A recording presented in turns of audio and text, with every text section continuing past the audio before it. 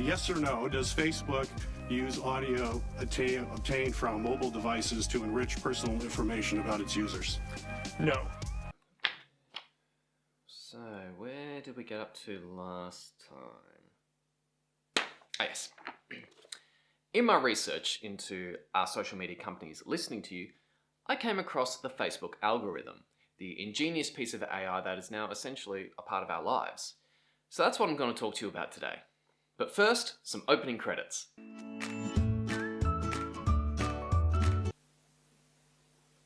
That's it. That's the best I can come up with. Okay. Last time I asked if it felt like someone was listening into what you were saying, even when you're not on your phone. And I found out that no, that doesn't happen. As recently shown in this program from the ABC... Look, you still haven't explained to me how all those ads for doggy diapers appeared in my Facebook feed the day after I mentioned you know what. They could have data mined that info in all kinds of ways, or it could have been a coincidence. Look, an American study found out that the average person sees between 300 and 700 ads a day. That's about 15,000 ads per month. That's like 14,999 times you didn't see something suspicious. I mean, those doggy diaper ads were probably already there. You didn't notice them until your dog got diarrhea. No, there's got to be more to it than that. Sometimes, Bridie, there just isn't. Yes, they've got a budget and a whole team of researchers where this is just me and good old Google. Oh. But what is the Facebook algorithm? It is an ingenious feat of AI development that is constantly learning. The Facebook algorithm is the set of rules and formulas that determine what content users see in their feeds. Its goal is to make the posts that matter most to the user highly visible to that user. To do this, it analyzes each piece of content eligible to be displayed and ranks them according to a set of criteria. Now bear in mind, there are over 2 billion users of Facebook with trillions of posts. So it is working super quickly to check and populate your feed from the moment you go into Facebook. Anything that you search for, like, react, or even just click on. All that data feeds the algorithm, which then populates your feed with things that you might like based on your online activity. So this raises my main question. Is this algorithm a good thing or a bad thing? I'm going to take a look at some of the positives and negatives and see if I can formulate some kind of answer. Now, I won't be able to look at absolutely everything, just a few examples. On the one hand, there's the people who use and manipulate the algorithm to benefit themselves, mainly people with online businesses. And on the other, the people who are getting all the advertisements. Example 1, me.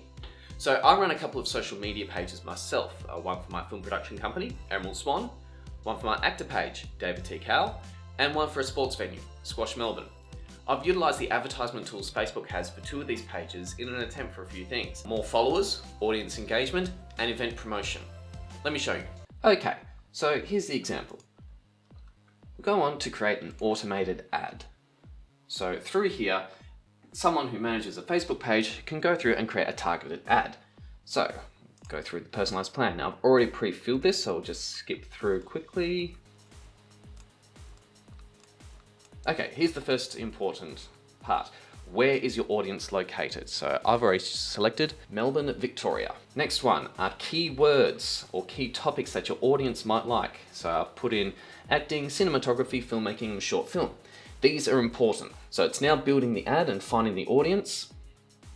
So I want to get more traffic. So already the algorithm is saying that with this ad, between 789 to 2,300 people will be reached. So after all that, I'm putting information out there for the algorithm to use in order to find people with similar interests, same location, or even if they've just seen something related, they'll be targeted with the advert.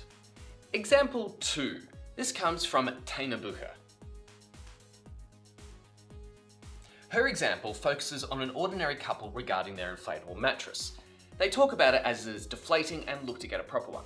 They both look through different sites, some for mattresses, others not for mattresses.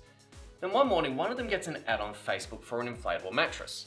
How on earth did the Facebook algorithm know she was sleeping on an air mattress, she asks. The connection may have been a coincidence, but not incidental.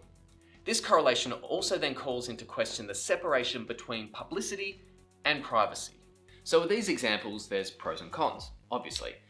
So what are some of the other pros that this algorithm can provide? Firstly is seeing content that you have an interest in. If you've been searching for something previously, you'll see more posts on that.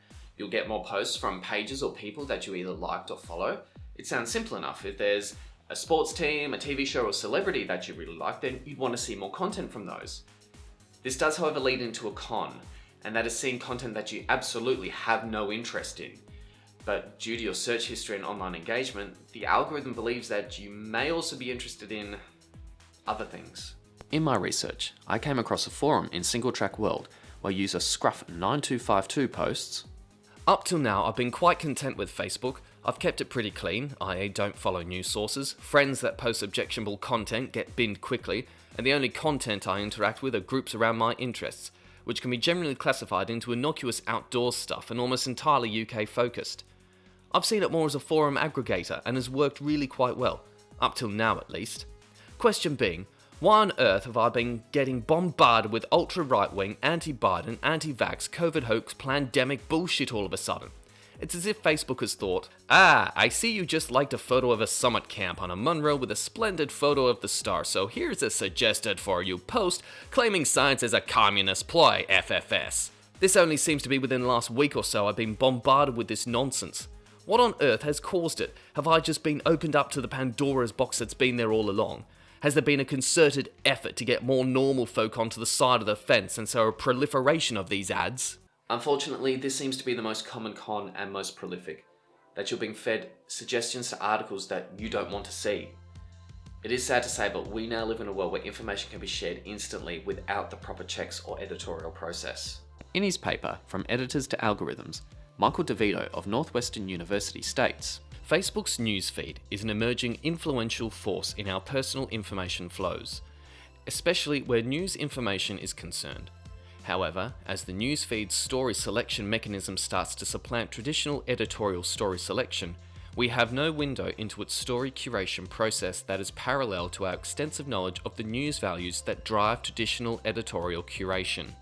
The algorithm isn't infallible. It still requires human input into its parameters, but also it is human input into what articles and information are added to it that it includes in its process to disseminate that information to who it believes is algorithmically interested in that content. As we see so often now, which could almost be described as plague-like, is the spread of misinformation or fake news. Governments are doing more to combat this, with several countries, including Australia, having set up new areas within their government to try and combat the spread of misinformation. So I set out to see whether or not the Facebook algorithm is a good thing or not. And from my perspective, it's leaning towards the latter, unfortunately. That is to say that there is a lot more information out there than what I've been able to research so far. So if you are interested, have a read through of some of the articles that I've used throughout my research. I've cited them below in the info section or at the bottom of my blog. I hope this has been informative for you, or at least piqued your interest to learn more. Until next time, I'm David Cow.